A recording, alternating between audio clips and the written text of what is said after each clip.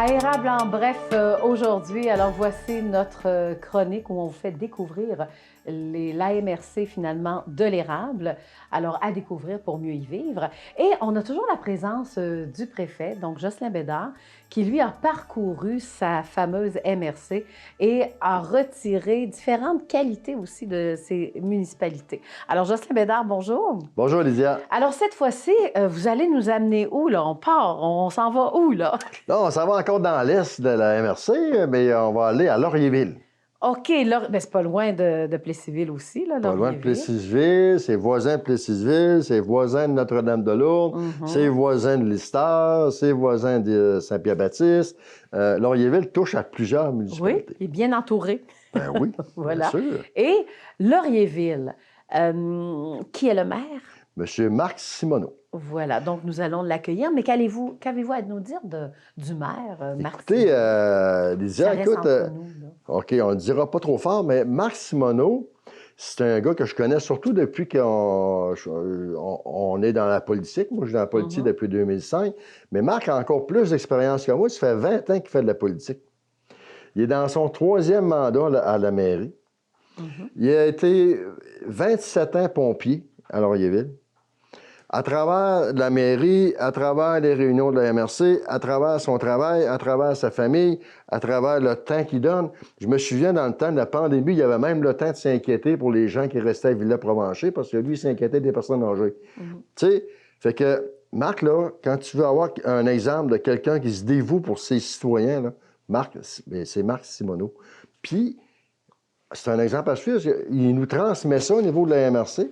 Puis on essaie de prendre le meilleur de ce monsieur-là. Oui, alors c'est sûrement un maire dont les citoyens connaissent son numéro de téléphone. C'est sûr, ils ont son numéro personnel. Voilà. Alors dans ce cas-là, moi j'ai hâte de le rencontrer, donc ainsi que nos téléspectateurs. Et vous revenez à la fin, hein? Avec plaisir. Parfait.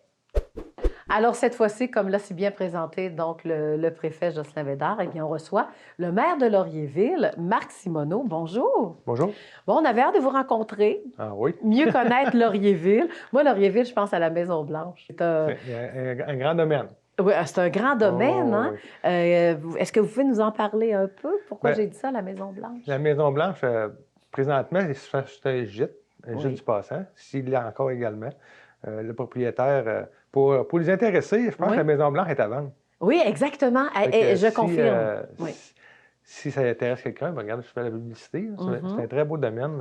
C'est grand.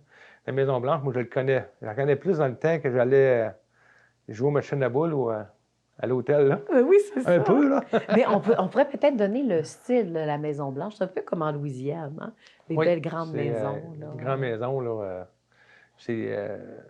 Il y a déjà eu un petit resto en dedans. Je me souviens d'avoir déjà été là. Une salle de spectacle aussi. Une salle de spectacle. Je pense que même c'était un gîte pour les immigrants, les Guatémaltèques, les travailleurs étrangers, les travailleurs saisonniers. Là. Je pense que je ne suis pas sûr si présentement ça marche encore. Là, mais de toute manière, c'est à vendre. Alors, oui, il y a de belles opportunités. Il y a de belles opportunités de ce côté-là. Marc Simoneau, donc vous êtes maire depuis... On fait ma 12e année. 12e année déjà. 12, oui, c'est ça, le préfet en a parlé. Mandat.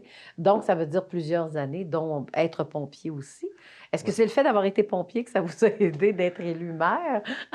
Ouf, je sais pas. Je pense que je me suis impliqué beaucoup dans le comité du 150e. Bénévolat, j'en ai fait là-dedans. Comme vous disiez, pompier. Je pense que je suis une personne qui est proche des personnes. Bien, c'est ça, parce qu'en étant pompier, pas tout le monde parle aux pompiers de sa municipalité, puis vous avez à les rencontrer aussi. Et qu'est-ce que vous retenez de ces années municipales? Une fierté que j'ai, c'est plus là, le bénévolat, le regroupement des personnes là, quand ils ont décidé de maintenir des services de poste à essence. Oui, c'est vrai, il y a eu vraiment... une coopérative de former à ce moment-là. Le lien de solidarité entre les citoyens. Fait qu'on a formé une coopérative. Puis ça a été un moment fort là, qui existe encore aujourd'hui aussi. Oui. Heureusement que ça prenait ça pour garder nos services. Oui. Parce que qu'est-ce qu'on retrouve à Laurierville? Bon, ben, on se retrouve à Laurierville. Vous allez être content, ma pharmacie est à Laurierville. Oui. Je vais commencer par la région, par en haut, la Ranscotte, mais on a la croix. À Laurierville, on a une croix illuminée là, qui est tous les soirs. Là, je ne sais pas l'histoire de la croix, là, je ne pourrais pas vous raconter l'histoire, mais elle est éclairée tous les soirs. Si on descend plus vers le village, on croise un sentier pédestre. Ça, c'est un attrait là, qui est un 3 ou 4 km de sentier avec un camp pour se réchauffer. Ça donne la chance aux citoyens de collecter avec la nature, là, même. Pas aux citoyens, le monde de la région. Oui. Ensuite, on arrive au village. Le village, à Laurierville, on y retrouve, comme tantôt, une coopérative, un poste à essence, une quincaillerie, une pharmacie, une très belle école, des parcs pour les jeunes. Est-ce qu'il y a un petit casse-croûte, restaurant, quelque chose? Non, ça, là, c'est une chose là, qui... faut travailler là-dessus, mais comme on sait que la restauration, puis il y a un casse-croûte, il y a un casse-croûte, mais il n'y a pas de restauration là, pour s'asseoir. Ça, c'est quelque chose qui manque à Laurierville. Donc, faites une annonce. Oui, faites une annonce. Faites l'annonce. C'est pas parce qu'il n'y a pas eu déjà des projets, mais c'est quand même... les marges bénéficiaires là-dedans sont quand même très peu élevées. Fait que c'est dur de partir en restauration. Mais le casse-croûte, là, présentement, qui fonctionne, qui accommode quand même les personnes. Puis on dit que la poutine est excellente. Oui, la poutine, oui. C'est ça. Oui. Non, parce qu'il y a des gens de la MRC qui vont là pour la poutine. Puis on y retrouve avec la réserve mondiale, la plus grosse réserve mondiale de sirop d'érable.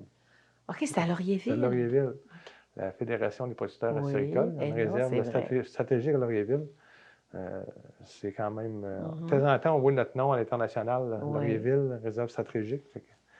Après ça, si on descend plus vers la Bécancour, on rencontre Sainte-Julie. Sainte-Julie, c'est un...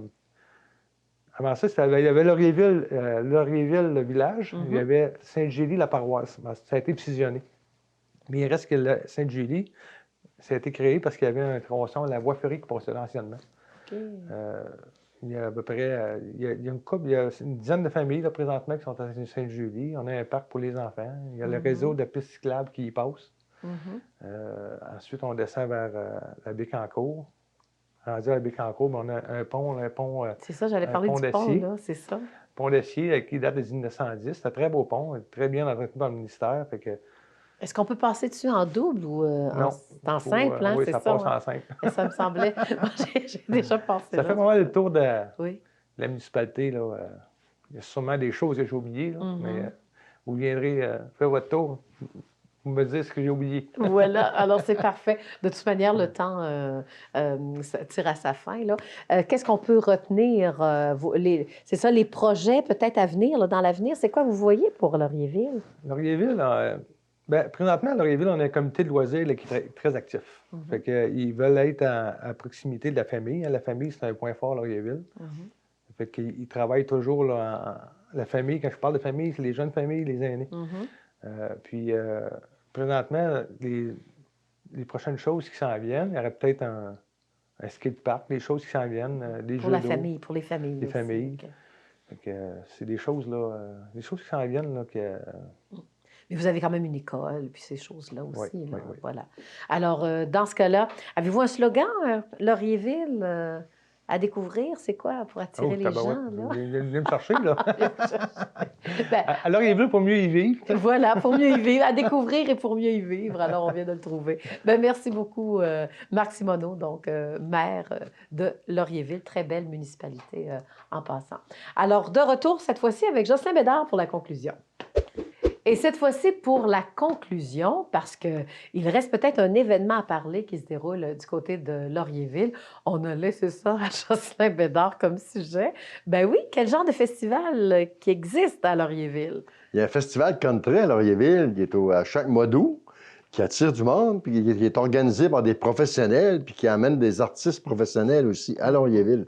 Donc, il faut inviter tout le monde de la MRC puis des alentours de le faire un tour. Là. Oui, ça fait partie du circuit des festivals country western du Québec. Exactement. Voilà. Une parenthèse, je tiens à féliciter M. Simoneau pour sa présentation tantôt. Franchement, il a travaillé fort, Marc, mais très bien, il s'était préparé. Ça paraissait, c'est bien.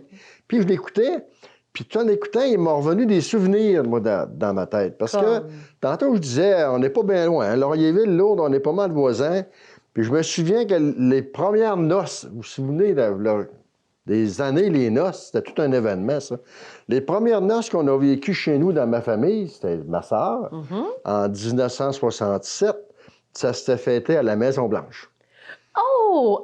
Oui, des belles noces. C'était la Maison-Blanche, ça, c'était un souvenir qui m'est revenu.